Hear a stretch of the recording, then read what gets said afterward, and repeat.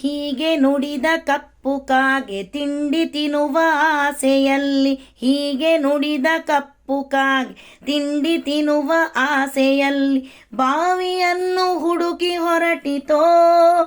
ಕಪ್ಪು ಕಾಗೆ ಬಾವಿಯನ್ನು ಹುಡುಕಿ ಹೊರಟಿತೋ. ಕಪ್ಪು ಕಾಗೆ ಬಾವಿಯನ್ನು ಹುಡುಕಿ ಹೊರಟಿತೋ. ಬಾವಿಗೆ ಹೋದಾಗ ಅಲ್ಲಿ ಒಂದು ಕೊಕ್ರೆ ಇರುತ್ತೆ. ಆ ಕೊಕ್ರೆ ಹೇಳುತ್ತೆ, ನೀನು ಒಂದು ಮಡಿಕೆ ತಗೊಂಡು ಬಾ, ಆವಾಗ ನಿನಗೆ ನಾನು ನೀರು ಕೊಡ್ತೀನಿ ಅಂತ. ಆವಾಗ ಕಪ್ಪು ಕಾಗೆ ಏನು ಮಾಡುತ್ತೆ ನೋಡೋಣ. ಕುಂಬಾರಣ್ಣನ್ ಕಾಣ್ತೀನಿ, ಮಡಿಕೆಯನ್ನು ಕೇಳ್ತೀನಿ, ಮಡಿಕೆ ಕೊಕ್ಕರೆ ಎಣ್ಣಂ ಕೊಟ್ಟು ನೀರು ಕೇಳ್ತೀನಿ.